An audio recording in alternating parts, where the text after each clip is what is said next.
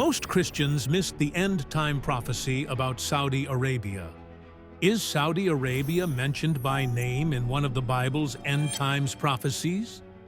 While everyone watches Israel and Iran, Ezekiel specifically identifies a mysterious nation's role in the last days. You will be shocked when you discover 5 findings connecting Saudi Arabia to biblical prophecy and why it matters for current events. Number 1. The mysterious silence of Arabia in Ezekiel 38. You need to understand something that most Christians have completely missed. Arab nations are all over the Bible. From Genesis to Revelation, they're not side characters. They're central players in God's prophetic timeline. The Bible is not just about Israel. The Arab nations are Abraham's descendants. God blessed Ishmael, promised to multiply him, prophesied 12 princes, which became 12 Arab tribes, and declared he would become a great nation. Their role in history, including end-times events, was planned from the beginning. We begin in Ezekiel chapter 38. This is one of the most detailed, most specific, most studied prophecies about the end times. It describes a massive invasion of Israel by a coalition of nations led by Gog, of the land of Magog. Most prophecy teachers focus on the invaders: Russia, Iran, Turkey, Libya, Sudan, Ethiopia, and they should. Those nations are explicitly listed. That coalition is critically important. But there's another group mentioned in this chapter that most people read right past. A group that doesn't invade. A group that doesn't defend Israel. A group that simply watches and asks questions. And that group includes Saudi Arabia. Let me show you. Ezekiel 38:13. Sheba and Dedan and the merchants of Tarshish, with all the young lions thereof, shall say unto thee, Art thou come to take a spoil? Hast thou gathered thy company to take a prey? To carry away silver and gold, to take away cattle and goods, to take a great spoil. Read that carefully, because every name matters. Every detail is significant. For 2,600 years, biblical scholars have identified Sheba and Dedan based on ancient geography, historical records, and trade routes. Dedan, an ancient city and region in northwestern Arabia, specifically in what is now northern Saudi Arabia. The city of Dedan, modern Al-Ula, was a major trading center along the ancient incense route. Sheba, the ancient kingdom in southwestern Arabia. The famous Queen of Sheba, who visited King Solomon, came from this region. Most scholars place Sheba in what is now Yemen and southern Saudi Arabia. So Sheba and Dedan represent the Arabian Peninsula. And in modern terms, that's primarily Saudi Arabia, the nation that occupies most of that peninsula today. Now notice what these nations do, and what they don't do. They don't join the invasion. They're not listed among Russia, Iran, Turkey, Libya, Sudan, or Ethiopia. They're not part of the attacking coalition. They don't defend Israel. They don't send troops. They don't provide military support. They don't fight alongside the Jewish state. They watch, and they question. Art thou come to take a spoil? Hast thou gathered thy company to take a prey? They're asking Russia and Iran, are you invading Israel to plunder, to take wealth, to steal resources? It's a diplomatic protest, a verbal objection, a public questioning of the invasion's motives. But it's not military intervention. It's not active defense. It's observation with commentary. Think about what Ezekiel is predicting. In the last days, when Russia and Iran lead a coalition to invade Israel, Saudi Arabia will be positioned as a neutral observer who raises diplomatic objections but doesn't intervene militarily. Not allied with Israel's enemies, like Iran. Not allied with Israel's defense, like the United States traditionally has been. But somewhere in between, observing, questioning, but not acting. And here's the question that should stop you in your tracks. Is that happening right now? Is Saudi Arabia currently positioned exactly where Ezekiel 38:13 said it would be? Let me show you. But first, you need to understand the geography, because until you see where Sheba and Dedan were located, you won't grasp why their modern identification matters so much. When Ezekiel wrote his prophecy 2,600 years ago, he used the names his audience would recognize. He didn't say Saudi Arabia. That nation didn't exist. He said Sheba and Dedan, the ancient kingdoms and cities that occupied the Arabian Peninsula. But those weren't random choices. Those were specific geographic locations with historical significance. Dedan, the northern gateway. Dedan was located in northwestern Arabia, in what is now the Al-Ula region of Saudi Arabia. This was a major trading city along the ancient incense route that connected southern Arabia to the Mediterranean world. Caravans carrying frankincense, myrrh, spices, and gold traveled through Dedan on their way north to Israel, Syria, and beyond. It was a hub of commerce, wealth, and regional influence. The ruins of ancient Dedan still exist today in Saudi Arabia. Archaeologists have excavated the site. The historical evidence is clear. This was a real place, a real city, a real region. And Ezekiel names it specifically. Sheba, the southern kingdom. Sheba was the ancient kingdom in southwestern Arabia, in what is now Yemen and southern Saudi Arabia. Ezekiel 38 divides the Middle East into two groups: those who invade Israel and those who don't. Let me show you both groups. And then let me show you how the modern Middle East is aligning exactly as Ezekiel predicted. The invading coalition, Ezekiel 38, 1-6. Ezekiel 38, 2-6. Son of man, set thy face against Gog, the land of Magog, the chief prince of Meshech and Tubal, and prophesy against him. Persia, Ethiopia, and Libya with them, Gomer and all his bands, the house of Togarmah of the north quarters, and all his bands, and many people with thee. But the real game changer happened in 2020, and it's called the Abraham Accords. Number 4. The Abraham Accords, the prophecy nobody saw coming. September 15, 2020. The White House lawn, a historic signing ceremony.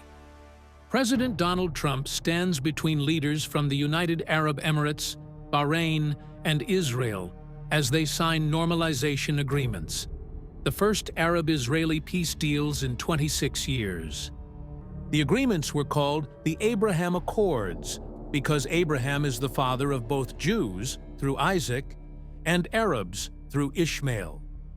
For the first time since Egypt, 1979, and Jordan, 1994, Arab nations were officially recognizing Israel, opening embassies, establishing trade relations, beginning security cooperation. Morocco joined in December 2020. Sudan followed. 4 Arab nations normalizing relations with Israel in just months. But there was always one nation that mattered more than all the others: Saudi Arabia. Why Saudi Arabia is the key. The UAE has 10 million people. Bahrain has 1.5 million. Morocco has 37 million. These are significant nations, but they're not regional powers. Saudi Arabia has 36 million people.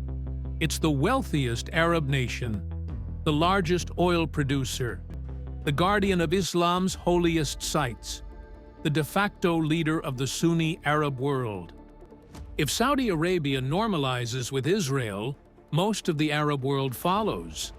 If the guardian of Mecca says it's acceptable to have relations with the Jewish state, other Muslim nations can justify it too. That's why prophecy watchers have been saying since 2020, the Abraham Accords are significant, but Saudi Arabia joining, that would be the real game changer. Saudi Arabia's quiet involvement. Here's what most people don't know. Saudi Arabia has been involved in the Abraham Accords from the beginning, just not publicly. In 2020, Israeli Prime Minister Benjamin Netanyahu secretly flew to Neom, Saudi Arabia, to meet with Crown Prince Mohammed bin Salman, MBS. The meeting was confirmed later by Israeli media.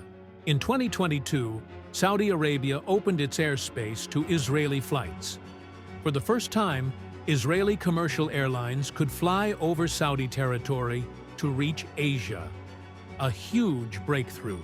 Intelligence cooperation between Saudi Arabia and Israel has been quietly occurring for years. Both nations see Iran as their primary threat. Both nations share intelligence on Iranian activities. Economic ties are growing. Technology transfers. Business deals conducted through third parties. Saudi Arabia hasn't officially signed the Abraham Accords, but it's participating in the framework. Quietly, behind the scenes, moving toward eventual normalization. Why hasn't Saudi Arabia signed yet? Crown Prince Mohammed bin Salman has set a condition. He won't fully normalize relations with Israel unless there's real progress toward a Palestinian state. This gives him political cover domestically. He can tell his people, "We're not abandoning the Palestinians. We're conditioning normalization on their rights." But experts believe that condition is flexible. If the right deal is offered, security guarantees from the US, advanced weapons sales, economic partnerships, protection from Iran, Saudi Arabia will join. It's not a matter of if, it's a matter of when. And what price? The prophetic significance.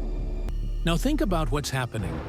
Ezekiel 38:13 predicts that when Russia and Iran invade Israel, Saudi Arabia, Sheba, and Dedan will be positioned as an observer who questions but doesn't intervene. For that to happen, Saudi Arabia must not be allied with Iran. It must have reasons to stay out of an Iranian-led invasion. And the Abraham Accords are creating exactly that scenario. By moving toward normalization with Israel, by cooperating on security against Iran, by distancing itself from radical anti-Israel ideology, Saudi Arabia is positioning itself exactly where Ezekiel said it would be. Not allied with Israel's enemies, not actively defending Israel militarily, but observing, questioning, staying neutral.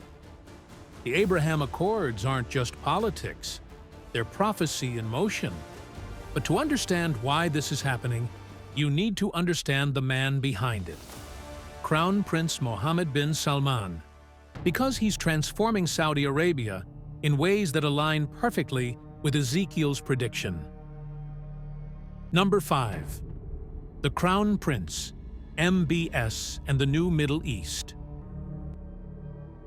Mohammed bin Salman, known as MBS, became Crown Prince of Saudi Arabia in 2017 at age 31.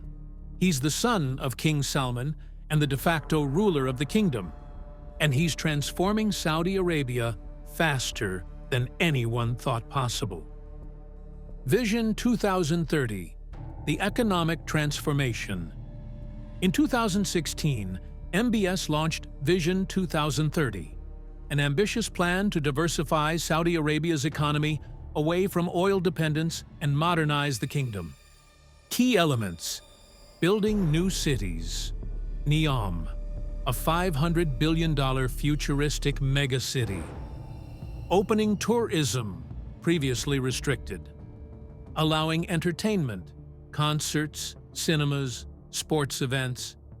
Empowering women, allowing them to drive, work, travel independently. Attracting foreign investment. This isn't your grandfather's Saudi Arabia. This is a nation trying to modernize, liberalize, relatively, and position itself as a 21st century economic power. As Saudi Arabia moves toward Israel, and as Iran feels more isolated, the nations listed in Ezekiel 38, 1-6 are aligning. Russia, Magog, military presence in Syria, alliance with Iran. Iran, Persia, explicitly named, leading regional resistance to Israel. North African nations, Libya unstable, Sudan's position unclear. The coalition is forming, not because of random chance, because of the geopolitical pressures created by Saudi Arabia's shift toward Israel. Step 5. A regional peace framework emerges. And here's where it connects to another prophecy. Daniel 9:27. Daniel 9:27. And he shall confirm the covenant with many for 1 week. And in the midst of the week he shall cause the sacrifice and the oblation to cease. A covenant with many, not one nation, multiple nations. What if the Abraham Accords, expanded to include Saudi Arabia and others, become the framework for this covenant? What if a future leader, the Antichrist, takes this existing peace agreement and confirms it for 7 years, guaranteeing its enforcement and expansion? That would fit Daniel's prophecy perfectly. And Saudi Arabia joining the Abraham Accords would be the critical piece that transforms it from a regional agreement into a covenant with many. The chain reaction summary. Here's the prophetic chain. Saudi Arabia moves toward Israel, happening now. Iran feels encircled and threatened, happening now. Iran strengthens alliances with Russia and Turkey, happening now. The Ezekiel 38 coalition forms, in progress. A peace framework involving multiple nations emerges, Abraham Accords. The stage is set for both the Ezekiel 38 invasion and the Daniel 9:27 covenant. But let me take this one step further, because there's a specific connection between the Abraham Accords and Daniel's covenant with many that you need to see. Number 8. Could the Abraham Accords be part of Daniel's covenant with many? Let's address this directly. Could the Abraham Accords be the covenant Daniel prophesied about? The short answer, not yet, but they could become the framework. Let me explain. What Daniel 9:27 predicts. Daniel 9:27. And he shall confirm the covenant with many for 1 week.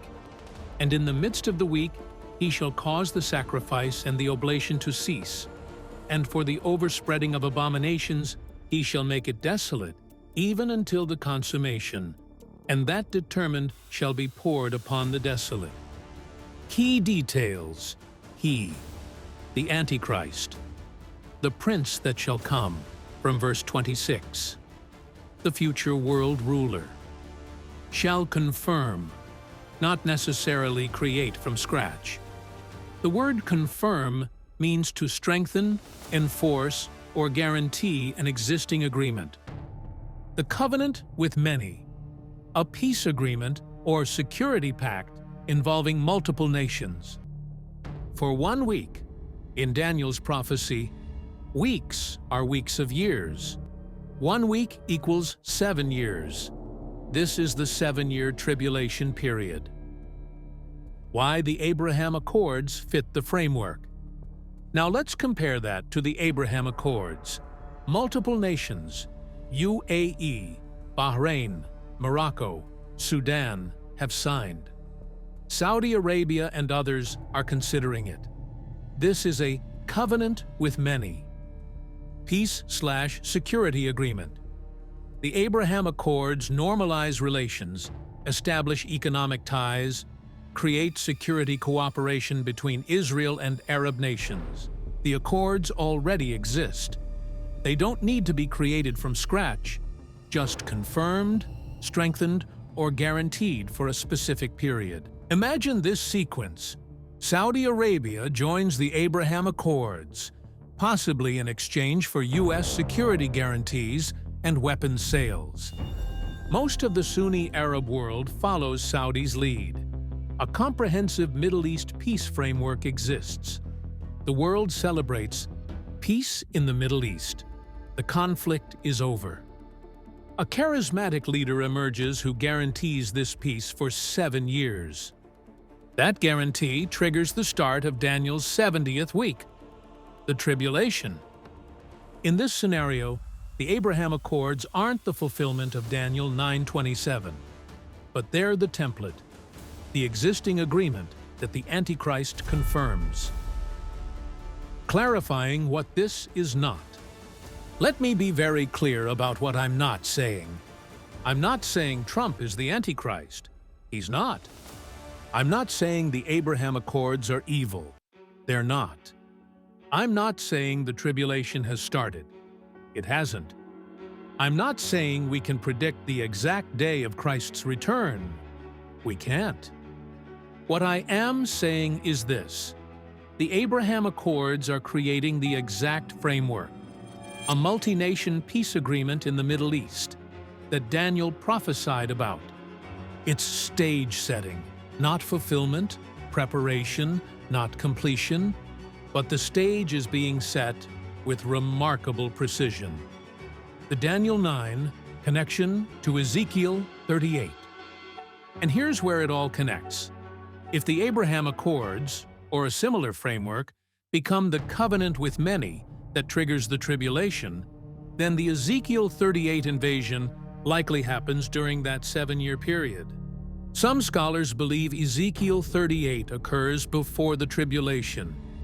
Others believe it happens during the first half of the tribulation, the first 3.5 years. Either way, the peace created by a covenant with many would be the perfect setup for Iran to feel threatened enough to launch the invasion Ezekiel describes. But there's one more layer to this, one more detail in Ezekiel 38:13 that we need to examine. Because when Saudi Arabia speaks, when Sheba and Dedan raise their objection to Russia and Iran, what they say matters. Let me show you why. Number 9. When Sheba and Dedan speak. Go back to Ezekiel 38:13. Read it carefully, because the words Saudi Arabia speaks. Ezekiel 38:13. Sheba and Dedan and the merchants of Tarshish, with all the young lions thereof, shall say unto thee, Art thou come to take a spoil? Hast thou gathered thy company to take a prey? To carry away silver and gold? To take away cattle and goods? To take a great spoil? This isn't a military statement. It's an economic question. The question reveals the motive. Sheba and Dedan don't ask, Are you coming to destroy Israel? They don't ask, Are you coming to fulfill ideology? They don't ask, Are you coming for religious conquest? They ask, Are you coming to plunder? To take wealth? To steal resources? This reveals something critical. Russia and Iran's invasion isn't primarily religious. It's economic. Yes, Iran hates Israel for ideological and religious reasons, but the invasion Ezekiel describes is also about plunder, about taking spoil, about seizing resources. Let's think about what Israel possesses that would motivate an invasion. Natural gas, Israel has massive offshore natural gas fields, Leviathan and Tamar fields, worth hundreds of billions of dollars. Iran needs energy resources. Technology. Israel is a world leader in technology, cybersecurity, agriculture tech, water management, and military innovation. China, Russia, and Iran would love access to Israeli tech. Strategic location. Israel controls key trade routes, Mediterranean access, and serves as a bridge between Asia, Africa, and Europe. Wealth. Israel is a prosperous nation with a strong economy, significant reserves, and valuable infrastructure. So there's motive for plunder. And Saudi Arabia, as an oil-rich nation with economic interests throughout the region, would naturally ask, is this invasion about resources? They condemn but don't defend. They condemn the invasion. The question is rhetorical and critical. They're not supporting Russia and Iran. They're questioning their motives publicly. They don't defend Israel. No troops are sent. No military alliance is invoked.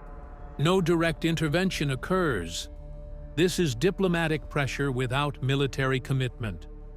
Public condemnation without active defense. A perfect match with modern Saudi foreign policy. Think about how Saudi Arabia operates today. Publicly condemns actions it disapproves of. Uses diplomatic channels and international forums to express opposition. Leverages economic influence rather than military force. Avoids direct military conflict when possible. Learned from the Yemen war. Maintains relationships with all sides, Russia, US, China, for economic reasons. Saudi Arabia is not a military superpower. It's an economic power. It influences through oil, wealth, and diplomacy, not through large-scale military intervention. So when Ezekiel predicts Saudi Arabia will question, but not defend during the Gog-Magog invasion, that fits perfectly with how Saudi Arabia operates in 2025. And here's the sobering part. When Sheba and Dedan speak, when Saudi Arabia raises its objection, the invasion of Israel begins.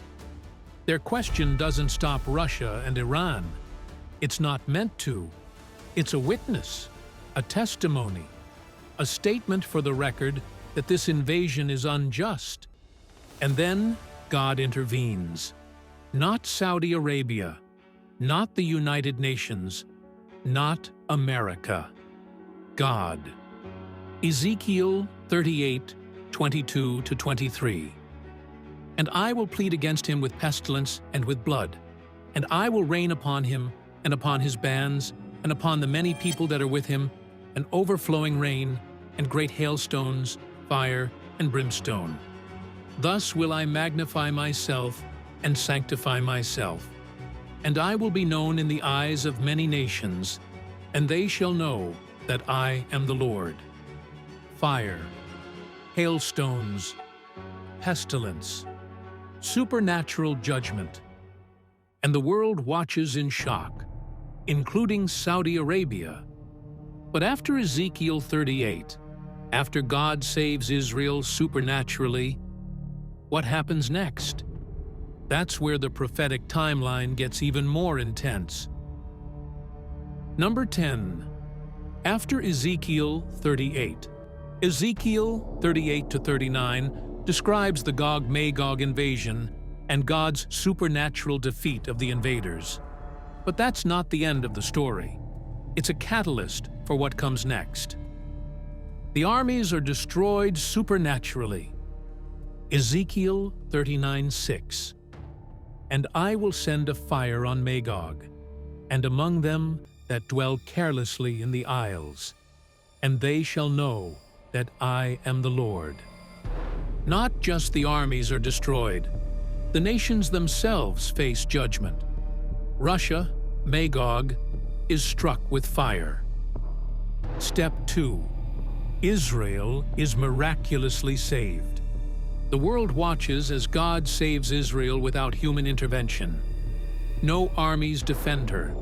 No allies arrive in time. Just God. Ezekiel 39:7. So will I make my holy name known in the midst of my people Israel, and I will not let them pollute my holy name any more. And the heathen shall know that I am the Lord, the Holy One in Israel. The world recognizes the God of Israel is real. This wasn't luck. This wasn't military strategy. This was divine intervention. Step 3. Global power vacuum. When Russia is defeated, this is where many scholars believe the Antichrist rises to prominence. He offers peace after chaos. He proposes solutions after destruction. He gains global influence by appearing to stabilize a world in crisis. Step 4. The man of sin rises. 2 Thessalonians 2:3-4.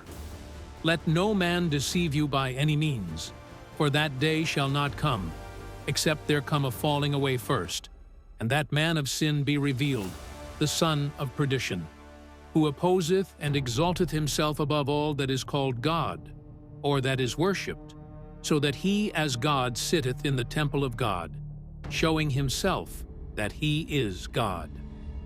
The Antichrist is revealed. He gains power. He performs signs and wonders. He deceives the nations.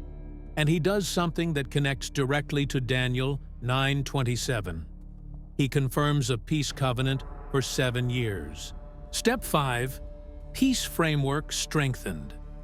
After the chaos of Ezekiel 38, the world craves stability, peace, security, guarantees that such devastation won't happen again. And a leader emerges who offers exactly that. He takes the existing peace framework, Abraham Accords or similar, and guarantees it, strengthens it, confirms it for 7 years. Daniel 9:27. And he shall confirm the covenant with many for 1 week. The tribulation begins. Step 6. Third Temple preparations accelerate. With the covenant in place, with peace seemingly secured, with Daniel 9:27 says the Antichrist will cause the sacrifice and the oblation to cease in the middle of the 7 years. For sacrifices to cease, they must first be happening, which requires a temple. So, temple preparations that are already underway in Israel today will accelerate after Ezekiel 38. Religious dynamics shift as the Antichrist sets up his own worship system in Jerusalem. But Saudi Arabia is not the center of this system. Jerusalem is. The Antichrist establishes his throne in the rebuilt temple, not in Mecca, not in Riyadh. Now let me bring this home. Let me show you what this means for the church, for believers, for you personally. We've traced the chain reaction from the Abraham Accords to the rise of the Antichrist. Now let me show you what this means for you. Truth number 1. Prophecy is converging. For 2,000 years, Christians have studied these prophecies and wondered when they'd be fulfilled. Ezekiel 38 seemed impossible. How could Russia and Iran lead a coalition against Israel? How could Saudi Arabia be positioned as a neutral observer? But in 2025, it's not theoretical anymore. The nations are aligning. The alliances are forming. The stage is set. We're not watching random politics. We're watching prophecy converge. Truth number 2. The Middle East is aligning exactly as Ezekiel described. Russia has military presence in Syria. Iran is Israel's greatest enemy. Turkey is increasingly hostile to Israel. Saudi Arabia is moving toward neutrality or cooperation with Israel. The map matches the prophecy. The alliances match the predictions. The positions match the ancient text. This isn't a coincidence. This is divine orchestration. Truth number 3. Saudi Arabia is shifting into its predicted position. 20 years ago, Saudi Arabia was firmly opposed to Israel. Today, it's quietly cooperating on security, opening airspace, conducting business through third parties, and positioning itself as a regional power that needs stability, not war. Ezekiel said Sheba and Dedan would question, but not intervene. That's exactly what we're seeing. Truth number 4. The Abraham Accords may evolve into Daniel's covenant. The Abraham Accords have created a framework, a multi-nation peace agreement involving Israel and Arab states. It exists. It's operational. It's expanding. All that's missing is someone to confirm it for 7 years. And when that happens, Daniel's 70th week begins. We may be watching the template being built for the covenant that triggers the tribulation. Truth number 5. The Gog-Magog war becomes more realistic every day. The urgency. Every movement in Saudi Arabia is an echo of Scripture.